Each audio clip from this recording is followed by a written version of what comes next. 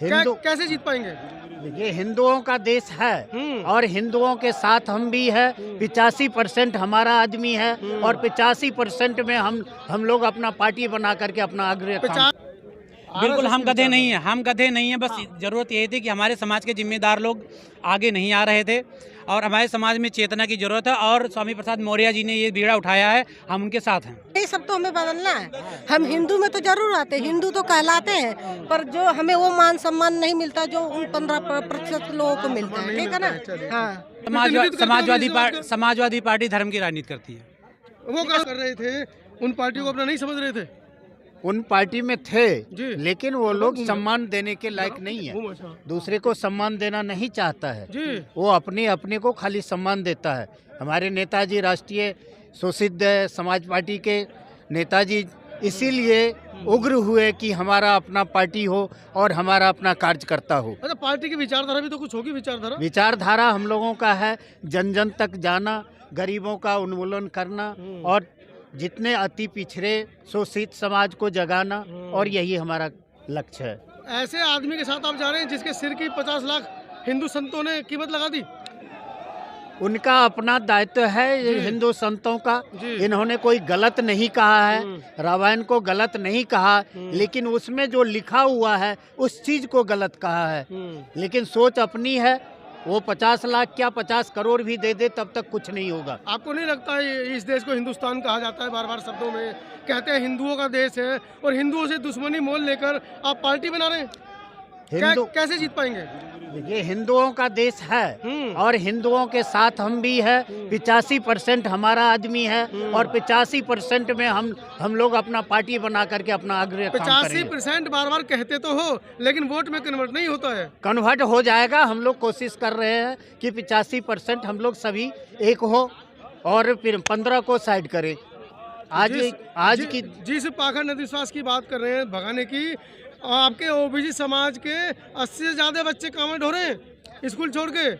नहीं छोड़ के जा रहे हैं लेकिन उनको अभी अपना समझ नहीं है। अगर समझ आ जाएगा तो वो सारे छोड़ के आ जाएंगे हमारे साथ। कैसे समझ में आएगा? क्या समझाओगे? कैसे समझाओगे? यही समझाएंगे कि पाखंडवाद में मत जाओ, अंधविश्वास में मत जाओ। ये सब सारे अंधविश्वास के काम है। हमारे बुद्ध जी ने कहा कि भाई अंधविश्वास को त्यागो, अपने आप को पहचानो। यही उनका कहना था और नारा था।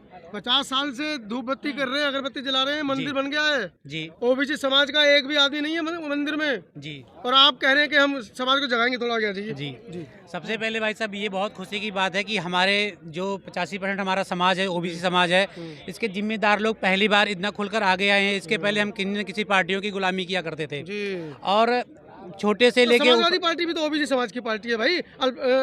पिछड़ा वर्ग की पार्टी है, यादवों की पार्टी है। वो तो समाजवादी पार्टी धर्म की राजनीति करती है।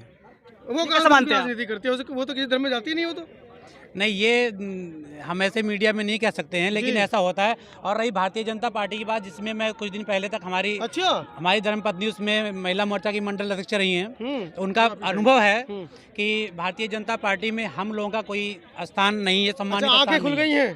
बिल्कुल भाई साहब। हिंदू राष्ट्र नहीं बनने देंगे हम। नहीं, हिंदू राष्ट्र नहीं बन। कोई ऐसा टाइम था कि हम उनकी विचारधारा से प्रभावित थे लेकिन वहाँ पे अंदर जाने पे पता चला कि इनके यहाँ तो आरएसएस वाले कहते हैं कि हमारे पार्टी अगर किसी गधे को भी दे देगी टिकट तो उसे जिता देंगे। मतलब ओबीसी की तुलना गधे से भी कम हो गई। बिल्कुल सही बात है भाई साहब। अच्छा, ये कैसा मानते हैं आप कि ओबीसी की तुलना गधे से कम है?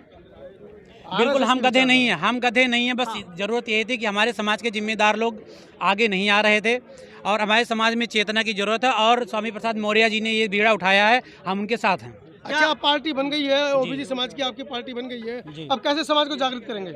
हम अपने समाज के प्रत्येक घर जाएंगे और उनको अपने इतिहास के बारे में बताएंगे और अपने समाज के संविधान के बारे में। सबसे ज़्यादा जरूरत हमारे युवाओं को संविधान जानने की कि हमारा अधिकार क्या है।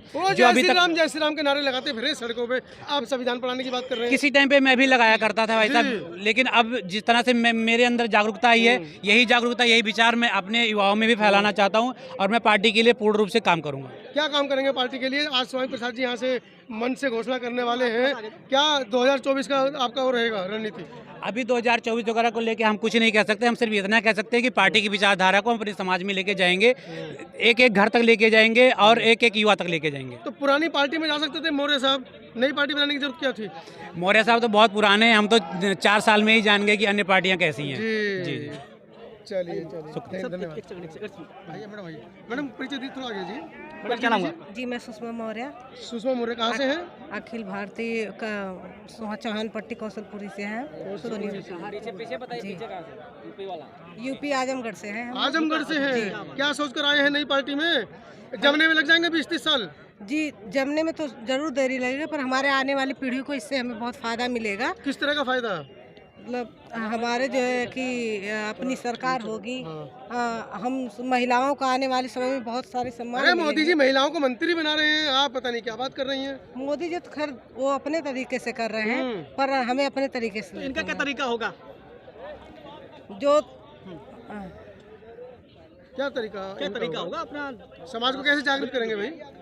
हम लोग महिलाओं को हर जगह अपने पार्टी में शामिल करके महिलाओं को ऊंचा उठाने की कोशिश करेंगे। अपने महिलाएं तो मंदिर में जा रही हैं, पाखंड फैला रही हैं, अपने बच्चों को भी घंटा बजवा रही हैं, मंदिर का घंटा बजाइए, स्कूल भेज नहीं रही है बच्चों को। वो उनकी आस्था धीरे धीरे वो जागरूक होंगी, जागरूकता धीरे धीरे आएगी, अचानक से बदलाव नहीं। 75 साल हो गए देश को आजाद, और कितना समय बदलाव लाने की कोशिश कर रहे हैं, इसमें हम कामयाब धीरे धीरे होंगे। आपको पता है कार सेवकों में 90% ओबीसी समाज के लोग थे जी, और मंदिर बना एक भी नहीं है जी थे तो, पर जो है कि अब हम चाहते हैं कि अभी जिस दिन भगवान राम की प्रार्थना थी अयोध्या में, तो उस दिन मैं खुद मौजूद था, तो वहाँ पर जो एक कार सेवक थे बुजुर्ग, उनको वहाँ पर एंट्री नहीं थी, उनको भगा दिया गया था वहाँ से। जी हाँ, यही सब तो हमें बदलना है। हम हिंदू में तो जरूर आते हैं, हिंदू तो कहलाते हैं, पर जो हमें वो मान सम्मान नहीं मिलता जो उन 15% लोगों को मिलता है। ठीक है ना?